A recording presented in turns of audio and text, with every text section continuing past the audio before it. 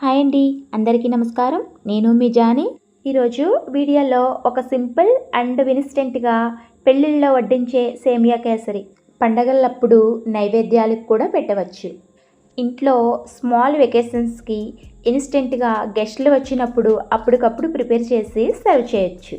అయితే సేమియా కేసరి చేసేటప్పుడు చాలామందికి ముద్దగా అయిపోతూ ఉంటుంది, లేదా పంటికి తగులుతూ సరిగ్గా ఉడకకుండా కూడా ఉంటుంది. సో అలాంటి ప్రాబ్లమ్స్ ఏం లేకుండా చిన్ని ట్రిప్స్ పాటిస్తే పర్ఫెక్ట్గా సేమియా కేసరి తయారు చేయొచ్చు. సో లేట్ చేయకుండా ఎలా తయారు చేయాలో చూద్దామా.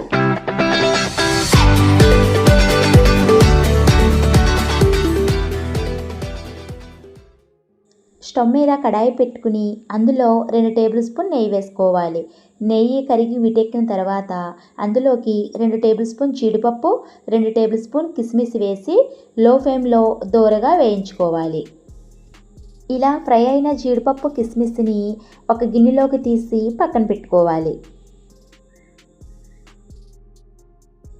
ఇప్పుడు అదే నెయ్యిలోకి కొంచెం నెయ్యిని యాడ్ చేసుకుని ఇందులోకి 1 కప్పు సేమియాని వేసుకుని దోరగా వేయించాలి. ఈ సేమియాలు రోసెట్ సేమియా కాదండి, మనం నార్మల్గా ఉప్మా కోసం పచ్చి సేమియాను వాడుతూ ఉంటాం కదండి, ఆ సేమియాలు ఇవి. పచ్చి సేమియాలు మార్కెట్లో ఉంటాయి, అవి సేమియాలని తీసుకోవాలి. సేమియాని చిన్న మంట మీద వేయించుకుని గోల్డెన్ షేడ్ వచ్చే వరకు గరిటెతో తిప్పుతూ వేయించుకోవాలి. సేమియాని ఎప్పుడైనా కలపకుండా వదిలేయకండి, ఒకవైపు మాడిపోతూ ఉంటుంది, అందుకని 2 వైపులా తిప్పుకోవాలి. సేమియాని మనం ఎంత బాగా వేయించుకుంటామో సేమియా కేసరి రుచి అంత బాగుంటుంది.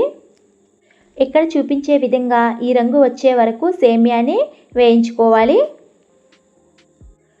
ఇక్కడ చూపించే విధంగా ఈ రంగు వచ్చిన తర్వాత సేమియాని ఒక ప్లేట్లోకి తీసుకుని పక్కన పెట్టుకోవాలి.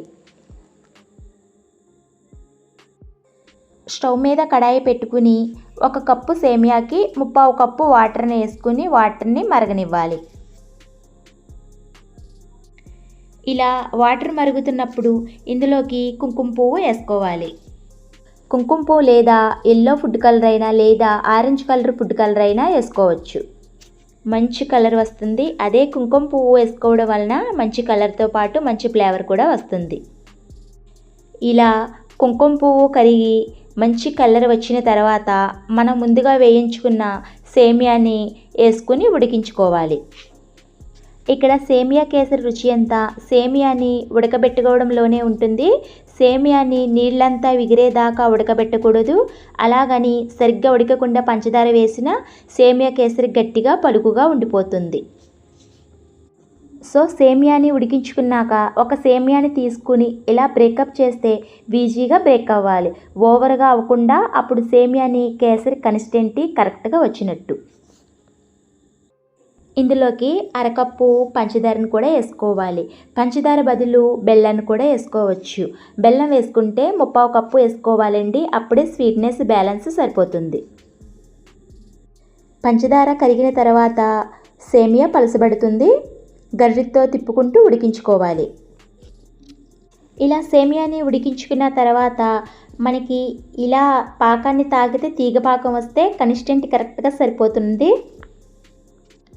సేమియా ఈ కన్సిస్టెన్సీ వచ్చిన తర్వాత ఇందులోకి 1 టేబుల్ స్పూన్ యాలక్కాయల పౌడర్ని కూడా వేసుకుని కలుపుకోవాలి. లాస్ట్గా మనం ఫ్రై చేసుకున్న జీడిపప్పు కిస్మిస్ని వేసుకుని కలుపుకోవాలి. అంతేనండి, ఎంతో ఈజీ అయిన సేమియా కేసరి రెడీ అయినట్టే. ఈ కేసరిని చిన్నపిల్లలు కూడా చేయొచ్చు, అంత టేస్టీగా ఉంటుంది, అంత ఈజీగా ఉంటుంది. ఇలాంటి క్లిక్ అయిన రెసిపీస్ కోసం నా ఛానల్ని సబ్స్క్రైబ్ చేసుకోండి, ఒక లైక్ ఇవ్వండి, ఈ వీడియోని మీ బంధువులకి స్నేహితులకి షేర్ చేయండి. ఒక మంచి హెల్తీ అయిన రెసిపీతో మళ్ళీ ముందుకు వస్తానండి. అంతవరకు బాయ్ అండి.